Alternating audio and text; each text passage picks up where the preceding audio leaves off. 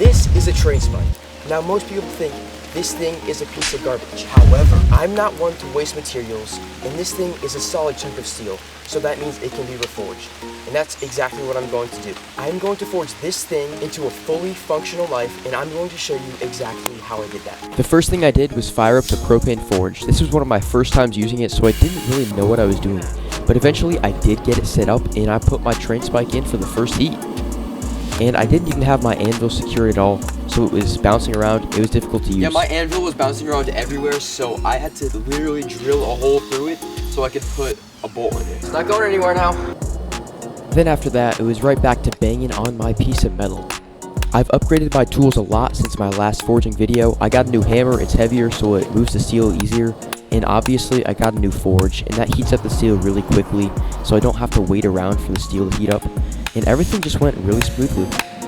Then after that, it was just rinse and repeat. Wait for the metal to heat up, bang on it some more, shape it a little bit more, and wait until it actually formed the shape that I wanted it to. This thing is so thin and soft that I can't get a curve on it. As I kept forging out my knife, I kept dropping the weight of my hammers so that I could do finer work on it. Like right here, for example, I was using just a finish nail hammer to forge out the tip of the blade. Sometimes it was back and forth between the weights because when I would forge out the tip, it would bend the spine in a different way, so I had to use the heavier hammer to straighten them out. Alright, it's time to quench. I don't really know what oil I'm supposed to use for quenching, so I just use canola oil. It's bad for you anyways. This blade is so thin, I really hope it doesn't warp. Unfortunately, my can was too short to actually fit all of the blade in there, so I didn't even get all of it heat treated.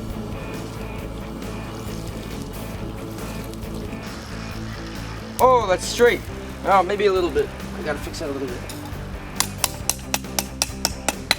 So after it was hardened, I did the file test on it, and it wasn't how I wanted it. The file just digs into it way too much. This kind of stinks, but it's gonna be easier to grind away the material, and after I grind it away, I'm gonna go for another heat treat. Although it did stink that the heat treat didn't go well, it's actually good because now the steel's softer and I can shape it easier. I'll be using an angle grinder to get rid of most of the material. I got everything ready and it was about to grind, but then I remembered that I needed to sketch out where I wanted the spine of the blade to thin into the edge. After that was done, it was finally time to start grinding. The one problem with this grinder is that it leaves deep gashes in the blade, which are very hard to get out with anything else. Well, I found a huge crack. That's bad. Grinding the handle was a little bit tricky just because there were so many different curves in it, but eventually I figured it out and it worked out well. Then it was onto the pommel, I think that's what you call it, of the blade, and that was also tricky because it was curved. So I got all of my grinding done. I don't want to hold it because it's super hot from the grinder, so I'm gonna reheat this and quench it. Let's get this thing fired up again. Since my first heat treat didn't go well, I was gonna try something a little bit different. One thing you're supposed to do is heat up the canola oil before you quench it. So I used a little piece of rebar, heated it up so I could warm up the oil. This allows the canola oil to thin out, which cools the blade down easier. Alright, this is the moment of truth. Is this thing actually hard? Oh, yes, it works. It's not biting in as much as it did before.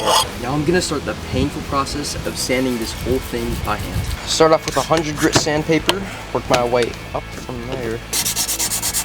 I've seen people use WD-40 as a lubricant. This step of the project was the definition of tedious. It took so long and it wasn't even perfect. I've used so much sandpaper already. Oh, this is so slow.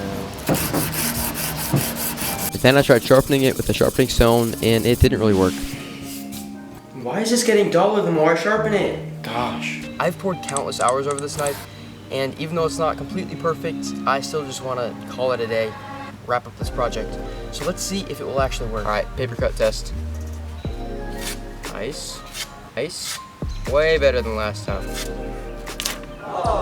No, it just rips it. No. What the? Let's get more practical though. Nobody's gonna be cutting paper in the middle of the woods. I am gonna whack this thing though. See if it holds up, holds an edge. Does it still have an edge though? That's just about as good as it did before. Oh, never mind, I lied. No. Held up better than the last knife, though. Click this link if you want to watch me forge my first knife.